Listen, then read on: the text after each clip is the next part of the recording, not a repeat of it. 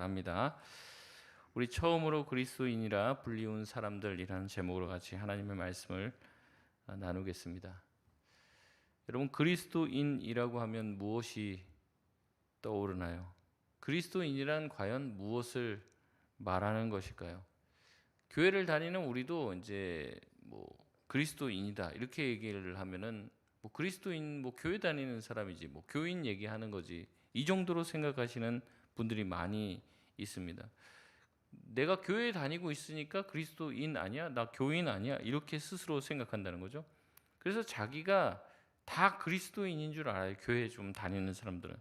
때로는 이제 교회 옛날에 좀 다녔던 사람들, 지금은 안 다닌데도 자기는 그리스도인이다 이렇게 생각하는 경우가 많이 있습니다. 그런데 그리스도인이라고 하는 그 단어의 뜻은 그렇게 가볍지가 않다는 것이죠. 오늘 본문 말씀은 최초로 그리스도인이라고 하는 단어가 나오는 오늘 본문의 내용입니다.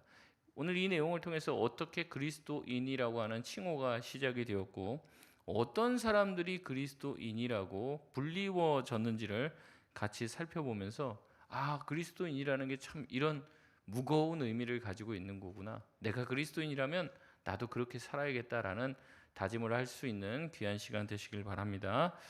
지난번에 살펴봤던 내용들을 배경으로 조금 얘기를 다시 드리겠습니다. 지난번에 살펴봤듯이 이방인들에게도 복음을 증거하라는 것이 이제 공인이 되었어요. 그래서 대다수의 사람들이 이방인에게 복음을 전해야 됨에도 불구하고 여전히 유대인들에게만 복음을 전했다고 말씀을 드렸습니다. 그럼에도 불구하고 몇몇 사람들이 이방인에게도 복음을 전하고 그 이방인들에게 복음이 전파되어서 많은 사람들이 예수님을 믿게 되었다고 얘기합니다. 특별히 오늘 본문에 나와 있는 안디옥 지역에 있는 사람들이 많이 주님께로 돌아오게 되었어요. 그래서 이 안디옥에 믿음 가지게 된 사람들, 초신자들이 안디옥 지역에 굉장히 많아지기 시작했습니다. 이 소식이 이제 예루살렘 교회까지 들리게 된 거예요. 그러니까 이제 안디옥에서 예루살렘까지는 한 480km 정도 떨어져 있습니다. 그러니까 이제 직선거리로 그 정도인데 서울에서 부산까지 한 400km 정도 된다고 하면 좀 더 가는 거죠.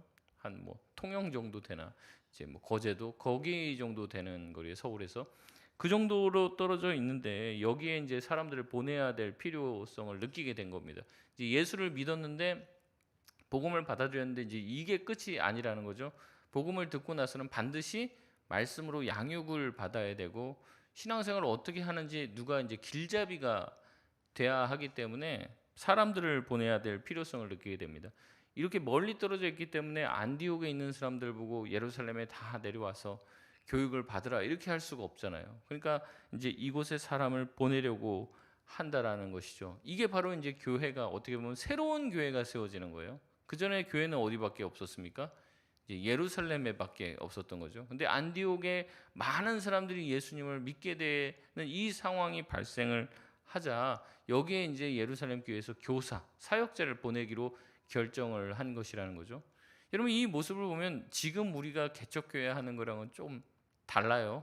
지금 요새는 개척교회 어떻게 합니까?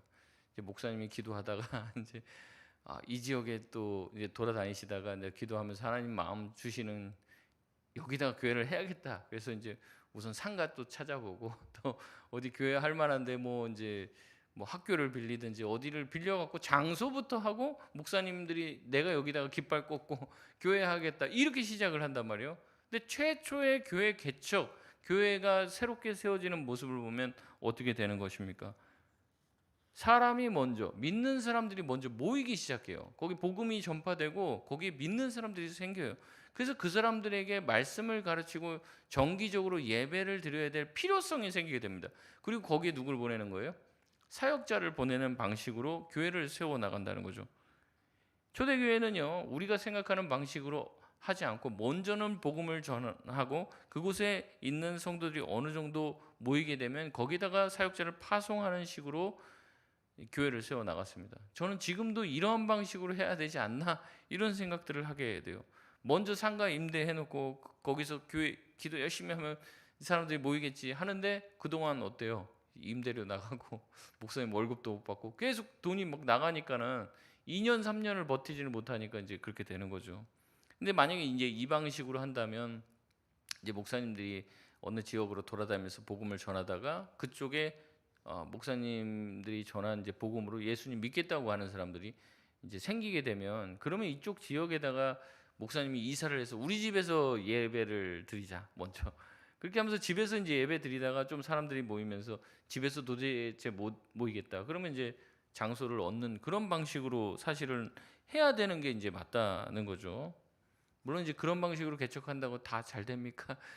뭐 그렇게 말하기는 어렵지만 원리가 그렇다는 거예요. 원리가 이제 집 먼저 얻고 건물 먼저 지어 놓으면 사람들이 모일 거라고 생각하는, 그것은 지금도 어렵지만은 옛날에도 그런 방식으로 교회가 개척되지는 않았다. 먼저는 복음을 전하고 믿는 사람들이 회집이 된 다음에 거기다가 교회를 세워 나갔다는 거죠.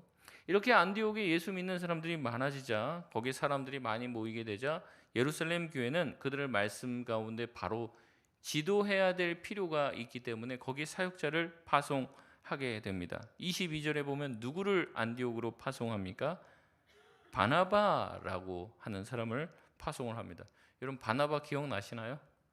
예, 바나바가 이게 지금 사도행전에서 세 번째로 언급이 되는 장면입니다. 첫 번째는 언제 언급이 되냐면 사도행전 이제 4장에 보면 많은 사람들이 이제 베드로의 설교를 통해서 은혜 받고 변화되고 새로운 삶을 살게 됩니다. 그럴 때 어떤 일이 벌어지냐면 사람들이 자기의 집이나 이제 밭이나 자기가 가지고 있는 이제 잉여 재물을 팔아서 가난한 사람들에게 나눠주고, 특별히 이제 바나바가 등장을 하면서 바나바가 어떻게 하면 자기의 집을 팔고 이제 밭을 팔고, 근데 이제 집이 자기가 지금 살고 있는 집을 말하는 건 아니라고 이제 성경학자들이 얘기합니다. 아무래도 집이 여러 채였을 거다.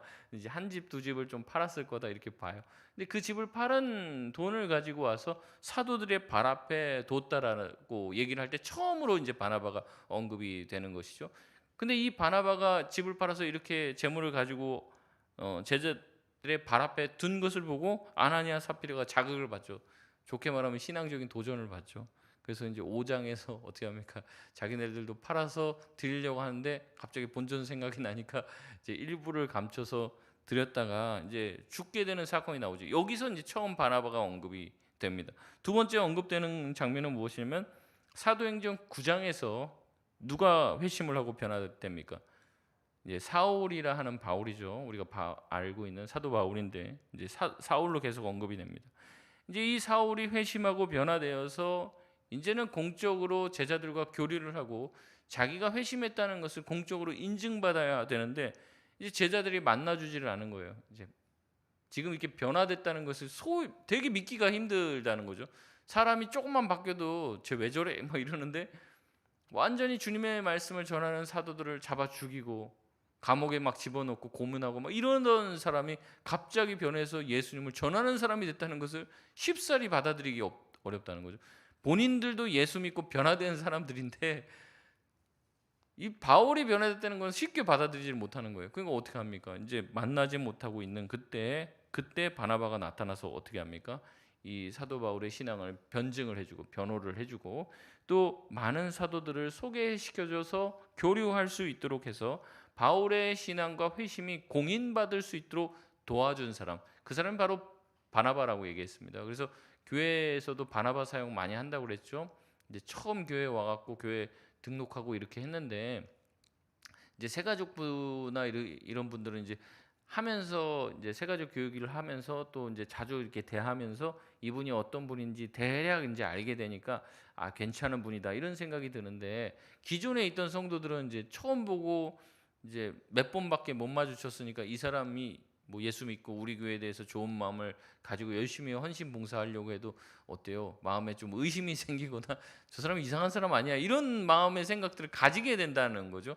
근데 그렇지 않다. 이 사람이 참 믿음 생활 잘하려고 하는 분이고 우리 교회에 와서 지금 열심히 하고 있다. 그 변호해 주는 사람이 누구예요? 바나바라는 거죠. 그래서 이제 교회에서도 바나바 사역, 새가족 사역 이제 끝나고 새가족 수료한 다음에 이제 교회에 있는 성도들과 잘 교류할 수 있도록 도와주는 요 사역이 필요하다. 그래서 교회들마다 이제 바나바 사역들을 많이 한단 말이죠. 바나바가 이 일을 했기 때문에 바나바의 사역을 그렇게 말하는 것입니다. 이게 두 번이 등장하고 오늘 본문에 등장하는 것이 세 번째 바나바의 등장입니다. 바나바는 이미 초대교회의 유력 인사이자 사역자요 교사로 활동 중이었던 인물입니다. 특별히 예수님께로 온 초신자들을 잘 교육하고 이끄는데 탁월한 재능을 보인 것이에요. 그래서 아까도 말씀드렸죠. 바울을 만나고 바울과 대화를 통해서 그 사람을 보증하는 보증인으로 쓰게 됩니다. 지금 마찬가지입니다. 안디옥에서도 예수님을 처음 믿는 초신자들이 많이 생겼어요. 그럼 거기 가서 이 사람들에게 신앙 교육을 잘 할 수 있는 사람, 그 적임자로서 누가 이제 발탁이 된 거예요. 이 바나바가 발탁이 되어서 파송을 받게 되는 것이죠. 23절에 이 바나바가 이르러 안디옥에 있는 믿는 자들을 보니까 하나님의 은혜가 충만한 상태였다는 것을 보게 됩니다. 그래서 기뻐하며 사람들을 권했다고 이야기합니다. 바나바가 그 사람들에게 권한 내용이 무엇입니까? 오늘 22절에 23절의 말씀을 보면 뭐라고 얘기합니까? 모든 사람에게 굳건한 마음으로 주와 함께 머물러 있으라라고 이제 세가족 교육을 한 거예요. 무슨 내용이냐면 모든 사람에게 굳건한 마음으로 주와 함께 머물러 있으라, 이 교육을 했다는 거예요. 여러분, 왜 굳건한 마음을 가져야 됩니까? 왜 굳건한 마음을 가지고 주와 함께 머물러 있어야 할까요? 아마도 초신자이니까, 처음 이제 예수를 믿어요. 그러면 이제 초신자, 처음 예수님을 만나고 복음을 받아들이는 사람들의 장점은 뭡니까? 이제 뭔가 하고 싶고 뜨거운 마음들을 가지고 있고 그런 마음들을 가지고 있었을 거예요. 근데 또 초신자의 약점은 뭡니까? 조금만 시험이 찾아와도 어때요? 흔들리기가 이제 쉬운 거예요. 이제 신앙이 길어지면은 무슨 일이 생겨도 그래도 교회는 가야지. 그래도 가서 예배는 드려야지. 이런데 처음 예수를 믿은 지 얼마 안 되면 조금만 어려움 생기면 나는 교회 스타일이 아닌가 보다. 한번 예수도 믿어보려고 했는데 나랑 안 맞는가 보다. 또 이제 예수님을 믿게 되면 그 당시에 뭐가 생기는 겁니까? 이제 박해와 차별이 생기게 되는 거죠. 이걸 처음에 예수님 믿었을 때는 좀 견딜만 했는데 이 강도가 점점 세지면 세질수록 앞으로 닥칠 박해들과 차별들에 대한 걱정과 두려움 때문에 이제 이 믿음이 흔들리게 되는 거예요. 그러니까 이제 바나바가 가서 제일 먼저 한 일이 뭐냐면 굳건한 마음을 가져라. 그리고 예수님 안에서 머물러 있으라. 지금 잠깐만 발 담그고 나 아닌가 보다 이렇게 하지 말고 갔으면 거기서 계속 머물러 있는 마음을 가지라고 얘기를 합니다. 예수님께서 우리를 위해서 십자가에서 죽으심 그리고 부활하심, 우리도 그 주님을 믿고 붙들고 있으면 나중에는 죽음도 이겨내고 죽음이 우리를 어떻게 할 수 없을 것이다.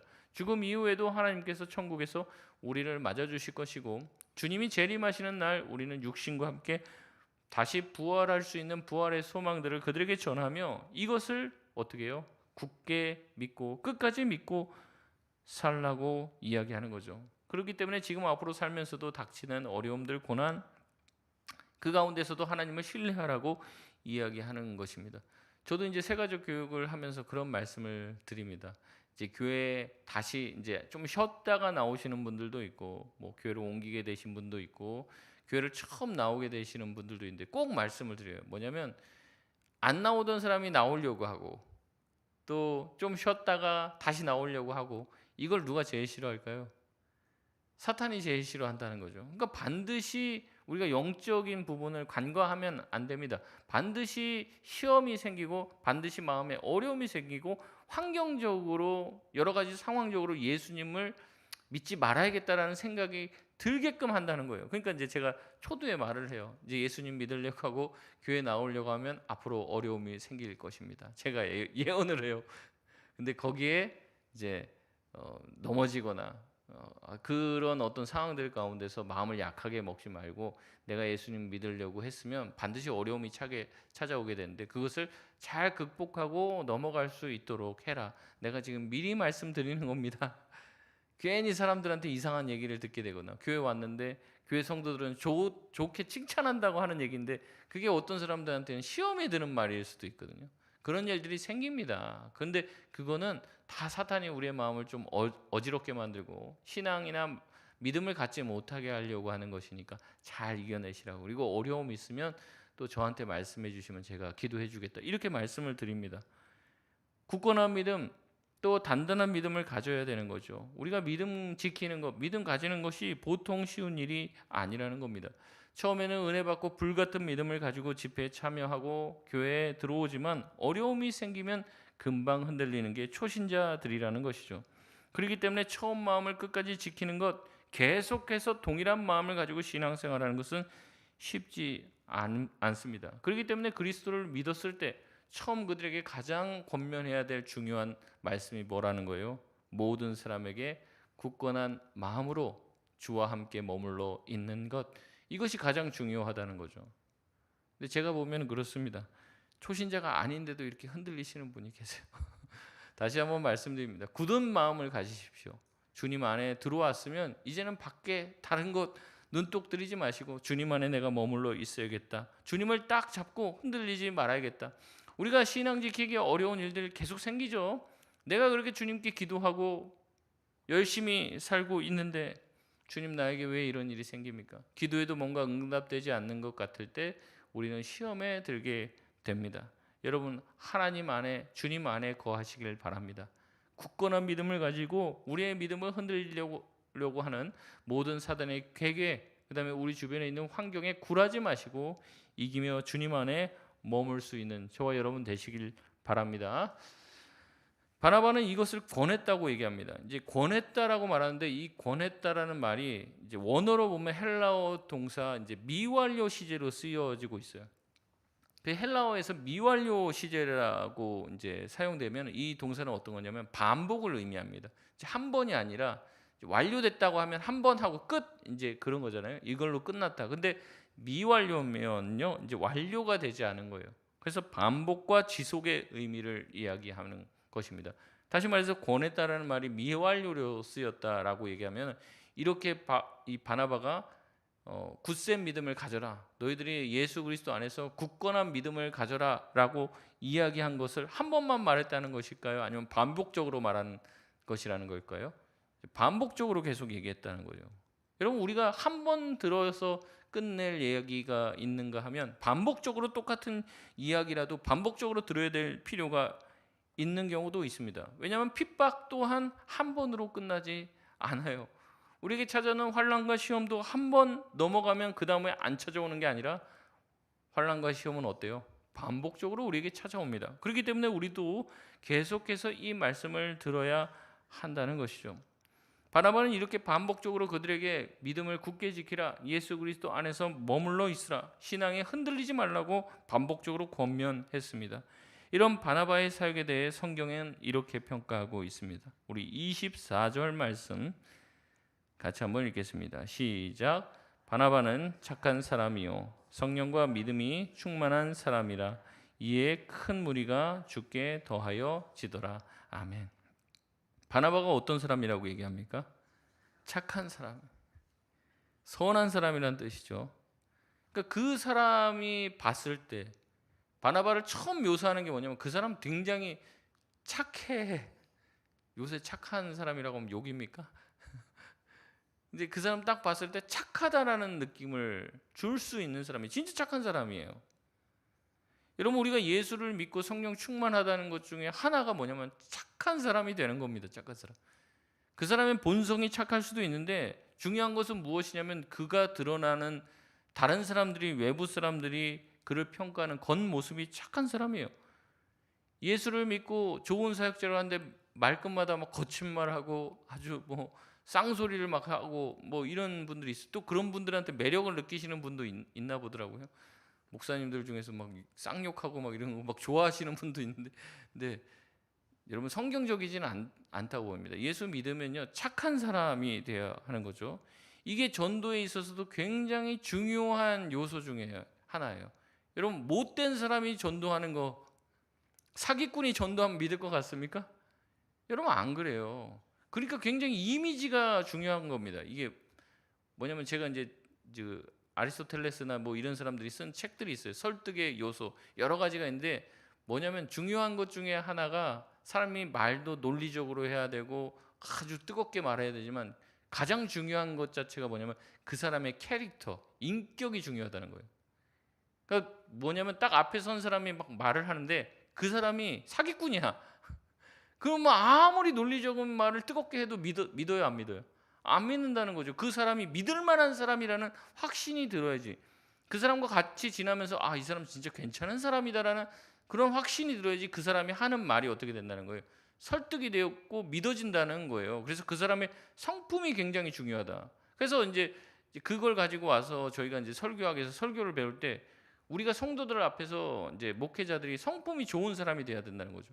그러니까 이 목사님들한테 상처받고 그러면 목사님들한테 이제 아픔을 많이 겪게 되면 목사님들이 하는 말이 잘 믿어지지가 않는 거예요. 그러니까 아무리 천상의 설교를 해도 그 사람이 은혜를 못 받는 거예요. 그러니까 그 목사님 자체가 좋은 성품의 사람, 바른 사람, 옳은 사람이라는 느낌을 줘야 될 필요가, 그러니까 거짓말로 그렇게 하면 안 되죠. 이제 진짜 좋은 사람이 되어야 한다는 거죠. 그게 굉장히 중요한 요소 중에 하나입니다. 바나바는 그런 사람이었다는 거예요. 그냥 그 목사님 뭐 말씀 잘하는 사역자가 무슨 온갖 영적인 체험을 하고 은사를 많이 가졌다 하더라도 입만 열면 욕을 하고 성질이 더럽고 못되게 굴면 은혜를 받을 수가 없는 거죠. 저도 과거에 보면 그렇습니다. 제가 뭐 부교육자로 있으면서 많은 목사님들, 담임 목사님들을 만났는데 처음에 보면 막 말씀 들어도 주일날 은혜를 많이 받아요. 근데 그 목사님이랑 6개월, 뭐 1년 같이 사역하고 나면 목사님 설교하면 시험에 들어요.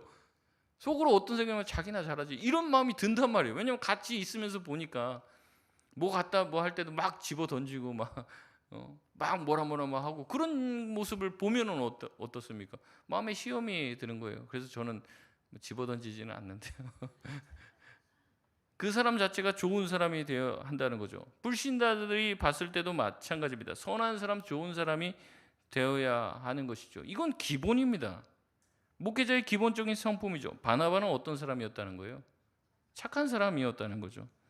그리고 동시에 바나바는 어떤 사람이었습니까? 성령과 믿음이 충만한 사람입니다. 착하기만 해서는 안 되죠. 그러면 이제 그게 놀리는 거가 되는 거예요. 야, 쟤는 뭐 아무것도 없는데 그래 착하기는 해. 이렇게 하면 이제 좀 놀리는 거죠. 그게 아니라 기본적으로 이제 사역자로서의 착한 성품 아주 중요합니다. 그리고 또 뭐가 있어야 돼요? 영적으로도 충만해야 되는 거죠.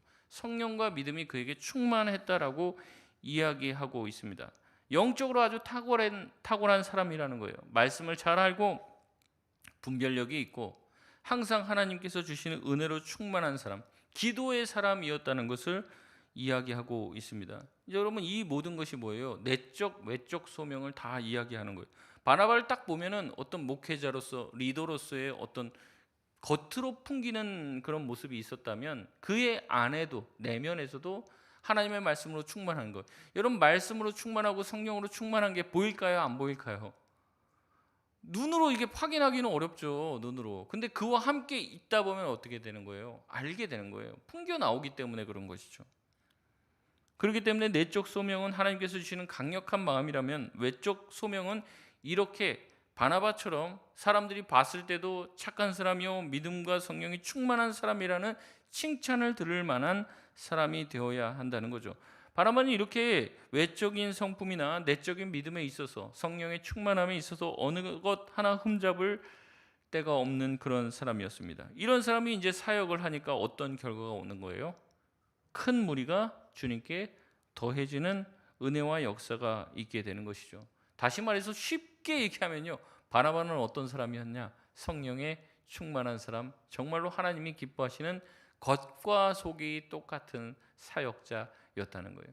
자기 안에 성령이 충만하니까 성령의 모습을 닮은, 예수 그리스도를 닮은 그 성품이 드러나는 것이죠. 그래서 예전에 이제 우리 특세할 때도 말씀을 드렸는데 성령의 9가지 열매는 다 어디에 해당되는 내용이에요. 무슨 희한한 은사가 아니죠. 성령의 9가지 열매는 다 무슨 내용입니까?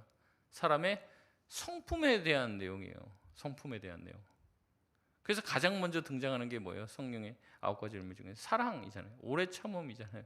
자비, 양성, 온유, 절제. 그런 모든 것들이 어떤 특별한 우리가 생각하는 어떤 다른 은사가 아니라 성령께서 내 내면에 가득하고 충만하게 되면 그것이 인격으로 드러나게 된다는 거죠.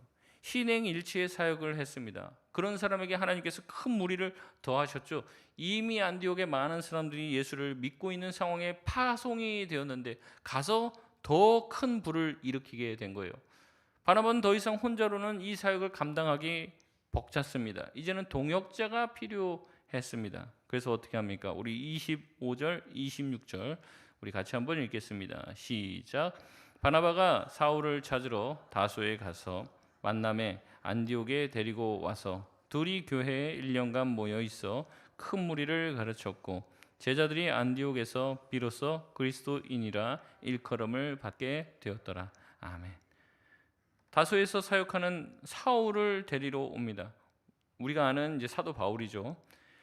그리고 그에게 안디옥 교회 사역을 권유하여서 함께 동역을 하자고 요청을 합니다. 이제 혼자서 하던 사역을 둘이 나눠서 교회에서 이제 가르치고 전도하는 일을 감당하는데 1년 동안 가르치는데 아주 큰 무리를 가르치게 되었다라고 말하고 있습니다. 그리고 나서 어떤 결과가 생깁니까? 안디옥이라고 하는 도시에서부터 이 사람들을 향해서, 이 믿는 사람들을 향해서 뭐라고 부르기 시작합니까? 그리스도인이라고 부르기 시작했다는 거예요. 그리스도인, 이 원어로는 크리스티아노스라고 하는 단어인데요. 이 그리스도를 따르는 사람들 또는 작은 그리스도를 일컫는 말입니다. 우리말로는 이제 예수쟁이 정도로 이제 번역을 할 수 있겠죠. 이 그리스도인이란 말은 이제 두 가지 그 당시의 의미로 사용이 됐습니다. 첫 번째는 예수를 그리스도라고 믿는 사람을 좀 비하하는 말로 쓰였어요.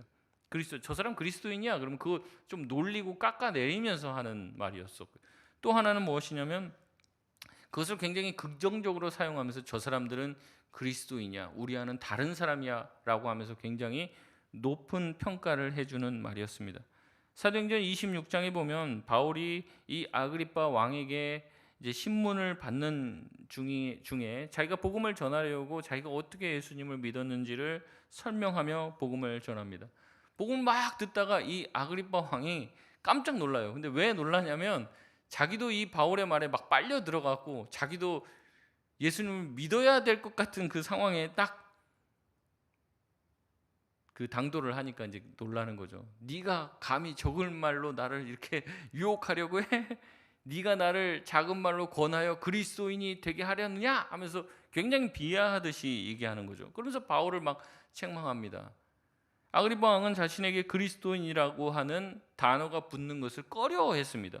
얘기를 듣고 있으면 그 말에 쭉 빨려 들어가서 자기도 믿어야 될 것 같은 그런 단계까지 이제 접어들었어요. 그럼 믿으면 되잖아요. 근데 그게 아니라 그리스도인이라고 하는, 내가 이걸 믿게 되면 내가 그리스도인이라고 하는 말을 들을까 봐 그것을 부끄럽게 여기고 이것을 침뱉고 외면하며 떠나갔다는 거죠.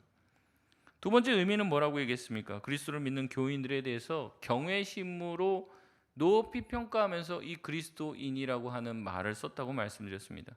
안디옥 교회 신자들을 가르쳐 처음 그리스도인이라고 부른 것은 바로 이런 의미로 부른 것이죠. 그래서 누가는 제자들이 안디옥에서 비로소 그리스도인이라 일컬음을 받게 되었다고 감격스럽게 오늘 성경에 기록하고 있습니다. 여러분, 안디옥 교인들은요 칭송을 받았어요. 세상과는 구별되고 세상은 흉내낼 수 없는 삶을 살았습니다. 그래서 그리스도인이라고 이야기를 들었어요. 그들이 그렇게 따르고 섬기고 닮아가려고 애썼던 그리스도와 같은 사람들, 바나바만 착하고 바나바만 성령 충만한 삶을 산 것이 아니라는 거예요. 바나바와 사울의 이 가르침과 선교 사역을 통해서 함께 모여있던 믿는 사람의 초신자들도 어떻게 했다는 겁니까? 바울과 바나바처럼 정말로 착한 사람들이 되었고 정말로 성령 충만한 믿음 충만한 사람이 되어서 그 땅의 다른 사람들과는 전혀 다른 방식으로 신인류와 같이 살았다는 거예요. 그러니까 원래 세상 사람들이 살던 사람들처럼 살지 않고 전혀 다른 모습으로 살았다는 거죠. 여러분, 이게 가능했던 것이 바로 신약의 초대교회의 모습이었습니다. 우리는 어떻게 얘기합니까? 사람 안 변한다고 얘기하죠. 왜냐하면 변하는 것들을 본 적이 너무 오래돼서 그렇습니다. 주님을 믿고 교회를 다니기는 해도 변화되는 것을 본 적이 없다. 그 사람이 살던 방식과 전혀 다른 방식으로 살게 되어지는 것. 근데 사실은 그렇게 된 사람들이 그리스도인이죠. 그리스도처럼 되는 것, 그리스도처럼 살려고 하는 사람들이 바로 그리스도인입니다. 교회에 나온 사람은 교인이에요. 교인. 그리스도인은 아니라는 거죠. 예수를 교회로부터 구출하라라는 책이 있습니다. 이 제목부터가 아주 도발적이에요. 예수를 교회로부터 구출하라. 이 책의 로빈 마이어스는 이렇게 얘기합니다. 예수님을 경배하는 것을 중단하고 예수를 따르라 이렇게 얘기합니다. 우리가 예수님을 경배해야죠. 이거 굉장히 도발적인 도전이에요. 예수님을 예배하는 것을 그만하고 stop worship 이렇게 얘기해요. 예수님 예배하고 섬기고 그만하고 예수님이 우리에게 하신 말에 집중해라. 예수님 항상 우리에게 뭐라고 얘기했다는 거예요? 너는 나를 따르라 하라고 했지. 매주 일주일에 한 번씩 모여서 지금 이제 두 번 오신 겁니다. 지금 수요일에 오셨으니까 주일 오고 두 번 오고 와서 예배만 드리지 말라는 거예요. 어떻게 하라는 거예요? 예수님은 우리를 보고 너는 나를 따르라라고 얘기했는데 예배만 드리고 간다는 거예요. 여러분 왜 사람들이 예수님을 따라 살지는 않으면서 예배는 잘 드릴까요? 예배는 쉽고 순종은 어렵기 때문 아닐까요? 많은 사람들이 예수님을 믿는다고 얘기합니다. 근데 예수님 믿지 말고 예수님을 따르라는 거예요. 예수님을 본 받으라는 거예요. 여러분 그것 아닙니까? 그리스도인이라고 왜 그런 얘기를 들었습니까? 그들이 만약에 모여서 일주일에 한 번씩 그냥 자기들끼리 모여서 무슨 예배 드리고 그랬으면 그들을 향해서 그리스도인이라고 부르지는 않았을 거예요. 여러분 우리가 어떤 사람이 절 다닌다고 해보십시오. 그러면 부처인입니다. 뭐 이렇게 불러요? 안 그러잖아요. 왜냐하면 그분들은 그냥 거기서 비나이다 하면서 거기서 복만 받으면 돼요. 근데 우리가 예수님을 그런 식으로 믿고 있는 것 아니냐는 거죠. 그리스도인이라는 것, 그리스도인이 된다는 것은 뭐냐면 예수님을 닮아가고 그분처럼 사는 거예요. 그래서 전혀 다른 방식으로 사는 모습을 보고 다른 사람들이 충격받는 거죠. 저런 애가 아닌데 왜 저렇게 살지? 왜 나누면서 살지? 왜 저렇게 헌신하면서 살지?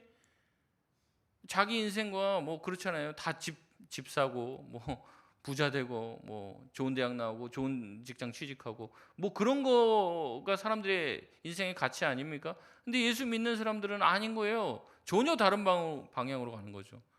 가난한 사람들을 돕고 자기 것을 나눠주고 자기가 이 땅에서 뭔가 쌓아두려고 하지 않고 베풀고 자기 삶을 헌신하고 누군가에게 복음을 전하고 애쓰는 것, 알지 못하는 땅에 가서 복음을 전하는 것, 여러분 그거는 전혀 다른 삶을 살기 때문에 가능한 것이죠. 여러분 그리스도인이라는 것은요, 물론 예수님을 예배해야 합니다. 예수님 예배하지 말라는 말씀 드리는 게 아니에요. 예배드리고 경배하고 박수치고 찬양 부르는 거 이건 오히려 쉬울 수 있어요. 헌금 내는 거 어렵지만 그냥 내고 끝이면 그것도 끝이잖아요. 뭔가 내가 투자로 생각하고 하나님께 이렇게 갖다 바쳤으니 하나님 내 삶 책임져 주시겠지. 그러면 타 종교를 믿는 사람들과 뭐가 차이가 있냐는 거죠. 똑같은 거죠. 그 사람은 그런 종교 믿는 거고 난 이런 종교 믿는 거예요. 애초에 기독교는 그런 종교가 아닙니다. 예수님을 닮아가고 예수님을 만나서 주님이 나를 위해서 십자가에서 죽으셨구나. 나 같은 죄인을 위해서 십자가에서 죽으셨구나. 내가 그렇게 해달라고 한 적도 없는데 나를 사랑해 주셨구나. 내가 세상에서는 그렇게 인정받으려고 애썼지만 여기서는 인정받으려고 애쓸 필요가 없구나. 주님은 우리의 있는 모습 그대로 사랑해 주시니까 너무 감사하다. 그래서 그 주님을 닮아가고 주님처럼 살아가고 나와 같이 내가 주님 만나기 전에 힘들게 살았던 나와 같은 사람들 나도 도와야겠다. 그들을 주님께로 인도해야겠다. 이런 마음 가지고 사는 거죠. 그런 사람들이 그리스도인이라고 하는 칭송을 들었던 것입니다. 그들은 예수님을 닮은 사람들이었습니다. 그래서 예수인, 그리스도인이라고 하는 칭호를 들은 것입니다. 여러분 이 말은요 안디옥 교회 교인들이 스스로 지어낸 말이 아닙니다. 스스로 지어낸 말이 아니에요. 그들은 그냥 모여서 예수님을 닮고 예수님 닮은 삶을 살아갔을 뿐입니다. 그 모습을 보고 누가 붙여준 이름입니까? 그 동네 사람들이 붙여준, 그 도시의 사람들이 그들을 향해서 불러준 호칭입니다. 여러분 우리는 어떤 호칭을 원합니까? 사장님, 사모님 뭐 이런 소리 들으면 좋습니까? 부장님, 과장님 승진하면 더 좋겠죠. 그러나 가장 좋은 칭호는 예수 믿는 사람들에게 가장 좋은 칭호는 너 정말 예수님 믿는 사람, 너 정말 예수님 닮은 사람이다. 너는 딱 보면 진짜 예수님 같아. 여러분 이런 얘기를 우리가 누군가에게 들을 수 있다면 그것이야말로 우리가 들을 수 있는 가장 큰 칭찬 아니겠습니까? 근데 반대로 사실은 제가 교회 다녀요. 아니 너도 교회 다녀? 뭐 이런 그래 그랬어? 뭐 이런 얘기를 들으면 참 부끄러운 거죠.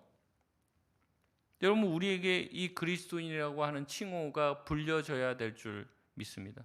우리끼리 서로 교회 다니니까 그리스도인이네 쳐주는 게 아니에요. 어떻다는 거요? 정말 누군가가 봤을 때는 정말 착한 사람, 그런 사람이 되라는 게 아닙니다. 그리고 성령으로 믿음으로 충만한 사람, 우리가 성령으로 믿음으로 진짜 충만하고 그 성령께서 내 안에 역사하게 되면 우리는 어떻게 우리가 그냥 예전처럼 살 수 있어요? 살 수도 없습니다. 성령께서 내 안에 오시고 내 안에 역사하시면 성령을 닮게 되어지고 예수 그리스도를 닮아가고 싶은 마음이 드는 것이죠. 여러분 우리는 어떻습니까? 우리 가족에게는 인정받을 수 있습니까? 아 진짜 우리 아빠 엄마 정말로 예수님 믿는 사람이야. 남들이랑 달라. 우리가 그런 인정을 받냐는 거죠. 아니면 교회만 나오고 하나님 열심히 찬양하고 내 마음의 소원 기도만 하고 있으면 우리는 다른 우상을 섬기는지도 모릅니다. 우리는 예수 그리스도를 전하는 사람, 예수 그리스도를 믿는 사람, 그래서 어쩐지 좀 다르더라. 어쩐지 교회 다니셨군요. 어쩐지 좀 다르네요. 그런 느낌 받았어요. 이런 얘기를 들어주죠. 저도 예전에 어디 가서 이렇게 얘기하면 목사님은 참 목사님 같지 않아서 참 좋습니다. 이렇게 얘기하는데 좋은 얘기는 아닌 것 같은데 여러분 우리가 어떠한 호칭보다도 참 예수 믿는 사람이다. 예수 믿는 사람이라서 정말로 다르네요. 이런 얘기를 들어야 한다는 거죠. 여러분 믿지만 마시고 예수님 믿습니다. 믿지만 마시고 순종하시길 바랍니다. 여러분 교회 출석만 하지 마시고 예수님을 만나시길 바랍니다. 그리고 그 예수님을 닮아가려고 애쓰십시오. 나 안 변해. 난 끝났어. 인생 이렇게 다 살아가고. 그게 아니라 우리가 날마다 오늘보다 내일 더 주님을 닮아가야 할 줄 믿습니다. 우리의 성품에서도 우리의 마음에서도 우리의 태도와 기도에 대해서도 주님을 더 닮아가야 하는 것이죠. 그게 바로 그리스도인들이 가야 될 길인 줄 믿습니다. 우리가 그렇게 예수님을 닮아갈 때 예수 그리스도께서 영광 받으실 줄 믿습니다. 말씀을 맺겠습니다. 그리스도인이란 이름이 바닥에 떨어진 시대를 살고 있습니다. 어디 가서 나 그리스도인이야 라고 내세울 만한 게 못된 시대에 살고 있었어요. 근데 이 바나바가 살던 초대교회도 마찬가지였다니까요. 아그리빠 왕이 어떻다고 했습니까? 네가 지금 나를 말로 꼬드겨서 그리스도인이 되려고 해? 아이고 나는 그리스도인 되고 싶지 않아. 그리스도인이라고 하는 이름이 모욕받고 있는 그 시대였어요. 근데 그 시대에서도 그리스도인들이 모여서 정말로 주님의 말씀대로 살고 그래서 착한 성품과 또 성령 충만한 삶을 살아내니까 이제는 그리스도인이라는 그런 호칭이 더 이상 모욕적인 호칭이 아니라 우리랑은 좀 다른, 격이 다르고 수준이 다른 사람이라는 호칭의 뜻으로 변하게 된 거죠. 여러분 우리나라 초창기에는 얼마나 많은 신앙의 선조들이 그렇게 살았습니까? 그래서 제가 전도사 할 때만 해도요, 애들이 이렇게 와요. 그럼 가정신방도 가고 그랬거든요. 가정신방 가면 그 부모들이 자기는 교회 안 다녀요. 그래도 교회 가면 애들 좋은 거 가르치니까, 교회 가면 그래도 애들 바르게 키워주니까 우리 애들은 교회 잘 보낼게요. 전도사님 걱정하지 마세요. 주일날 아침에 깨워갖고 헌금 1,000원씩 다 들려서 보낼게요. 교회 안 다니는 부모도 그렇게 얘기했어요. 교회 가면 좋은 거 가르친다고. 여러분 지금은 어떻습니까? 교회 가려고 해도 못 가게 해요. 부모들이. 워낙 이미지가 안 좋아졌습니다. 여러분 안 믿는 사람이 기독교인하고 하면, 기독교인, 그리스도인 하면 제일 먼저 떠오르는 사람이 정광훈이라는 거예요. 이 설문지 보니까. 그러니까 교회 안 보낸다는 거예요. 가서 이상한 거 배워온다고. 그런 시대에 살고 있습니다. 이거 어떻게 바꿀 수 있을까요? 우리 한 명 한 명이 진정한 그리스도인이 되어야 할 줄 믿습니다. 우리 한 명 한 명이 정말로 하나님이 기뻐하시는 사람이 되어야 할 줄 믿습니다. 그렇게 할 때 땅에 떨어졌던 예수 그리스도의 그 이름이 다시 영광을 받으시고, 그리스도인이라고 하는 사람은 저런 사람들이구나 우리가 보여줄 수 있게 되는 것이죠.